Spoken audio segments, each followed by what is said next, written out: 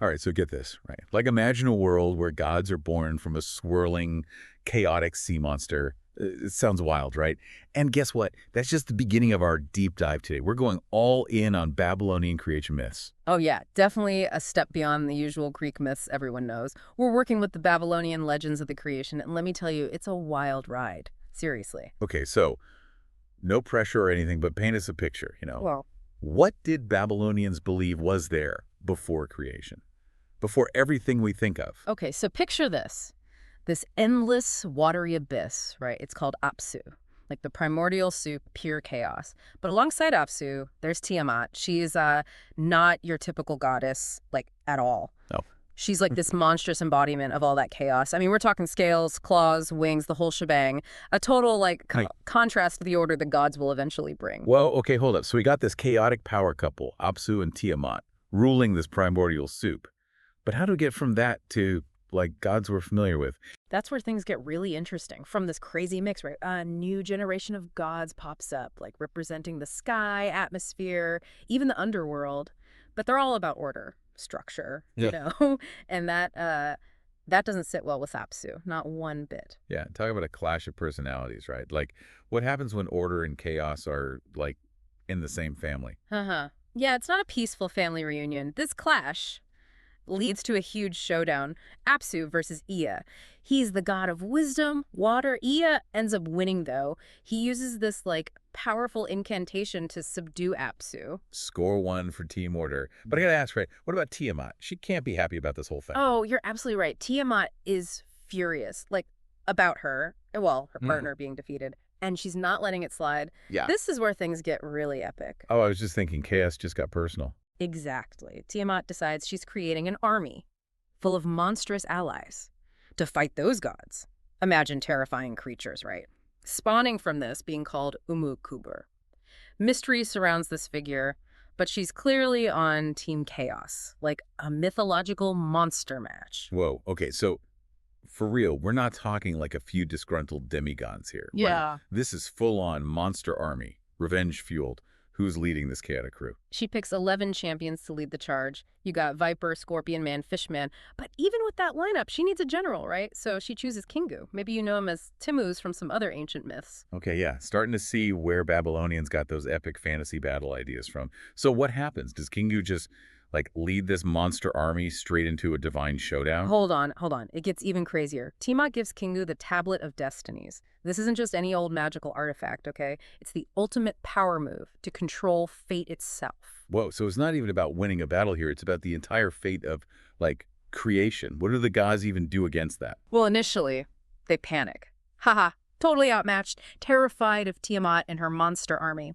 In desperation, they turn to a young god, Marduk. He's all about light and order. Sounds like he's got a big job ahead of him. Does he, like, take on the challenge? He does.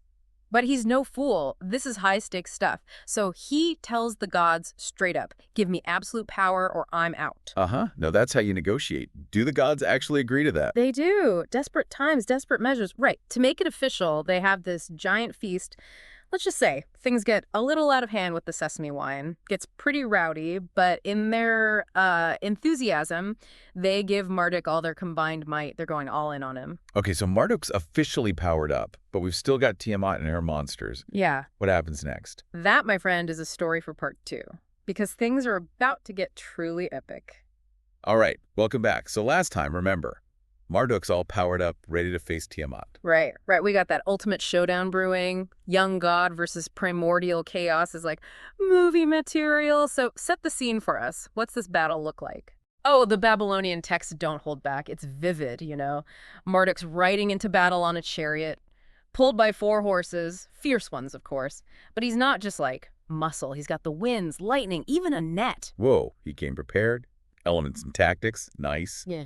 How's Tiamat react to that? Is she intimidated? Yeah, not at all. She's ready. Unleashes her fury, full on, spitting spells, curses, trying to, like, weaken Marduk with chaos magic. It's an epic clash, really. Intense. But didn't Marduk get the power of all the other gods? Does her magic even work on him? That's where his planning pays off. He's readied for it, doesn't engage directly, but instead summons this wind, powerful one, you know, like whips up sandstorms, blinds you with dust. So he's using nature to his advantage. Smart move. What's next? This wind isn't just for show, forces itself into Tiamat's mouth, fills her up like a balloon. Huh. Didn't see that coming. Yeah. So she's like inflated with this super wind. What does Marduk do then? He sees his chance. Tiamat's distracted, vulnerable. He attacks, thrusts his spear right into her, splits her massive body right in two. Oof, brutal. But isn't Tiamat like this primordial force? Defeated that easily. It's the beginning of the end for her reign of chaos. Marduk smashes her skull, blood splattering everywhere. Tragic ending. So what about her remains? Just floating in the abyss? Nope, this is where creation kicks in. Marduk takes her divided body, uses it to form the heavens and the earth. Order from chaos, right? The world literally born from a chaos monster. That's intense. Right. What about those monster allies of hers? Marduk captures them. And remember those zodiac signs? Well, guess what? He turns those 11 monsters into the constellations we know today. Haha, weaving his victory into the night sky. Clever. What about Kingu, Constellation 2? Kingu's different. Remember the gods needing worshippers. Marduk's got a solution. Involves Kingu's blood. Uh-oh, getting dark now. What'd he do? Takes that blood, uses it to create humans. Whoa, so humanity's born from the blood of a defeated enemy? That's heavy. What's that say about how Babylonians saw humans, you think? Big questions, right? Are we flawed from the start? Created just to serve? It's all there in the myth. Me too think, yeah. So Marduk defeated chaos, made the world, even got worshippers for the gods. What's his reward? Oh, the gods were grateful. Big time. Praise, gifts, he even gets 50 names. Special ones, each for a different power he has. 50. That's a lot to remember. What's the point of that? It's more than just names. They, encompass the powers of all the other gods. He's the ultimate authority, you know? Maybe even hinting at, monotheism in Babylonian belief. Top god, king of the universe. So does he just, chill and enjoy it now? Or are there more? More to come. This next part adds another layer to Marduk's whole deal. Okay, intriguing. But I think we got to pause here. You'll have to join us for part 3 to hear the rest of Marduk's story. Okay, so Marduk's the top god, right? Reshaped the world, even created humans. What's next in this Babylonian epic? Well, those other gods, the Anunnaki, they want to show some gratitude. And they do it in style. Get together and build Marduk this grand temple. Makes sense. You saved the world. You deserve some seriously nice digs. Where'd they build it, though? They picked a pretty important spot. Babylon, it wasn't just any city, okay? It was like the gate of God, the center of their world, symbolically anyway. Oh, wow. So a temple right in the center of everything. That's a statement. Was Yeah. I instant temple, poof, done. Actually, there's this cool detail. The myth says the Anunnaki, these powerful gods, they made the bricks themselves for this temple called Isikula. No way. They got hands-on. Brick by brick. That's dedication. It shows the respect, even awe, that Marduk inspired after beating Tiamat. But the temple wasn't just a thank you. It was how he solidified his power, the order he made. Okay, how does a temple do that? Was it just that impressive a building? It was designed as a microcosm of the cosmos. Remember how Marduk set up the heavens, gave each god their spot? Yeah, brought order from chaos, Yeah. created the whole structure we know. Well, he does the same in Isikula. Each god has their place in the temple, matching their role in the universe, like a blueprint of his order here on Earth. So it's not just creating the universe, it's this perfectly ordered temple, too. What the other gods think about all this, though? Were they cool with Marduk as top god? It's kind of mysterious, actually. The myths don't say outright if they were, unhappy. But there are hints. Maybe they regretted giving him so much power, you know? I mean, can you blame them? They just saw him take down a chaos monster and create humans from her allies' blood. Yeah. You'd be hesitant to question him after that. Totally. And this idea of divine rebellion, it's not just Babylonian. Think about angels falling from grace, challenging higher powers. It's all over. So even in a creation story, there's this tension. Power, who gets it? Pretty deep stuff. Exactly. And the Babylonian myth, it's really about Marduk's rise.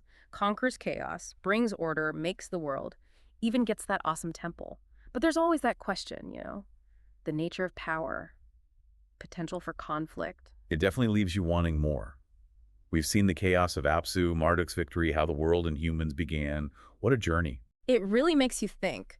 These myths, they show us how ancient people tried to understand the big stuff. Universe, our origins, good and evil. And even if their answers seem fantastical today, we still relate to that, trying to make sense of everything. That's a great point, and a perfect place to wrap up. You've heard the Babylonian version, but there are so many more creation myths out there. So go explore. Who knows what other stories are waiting to be discovered?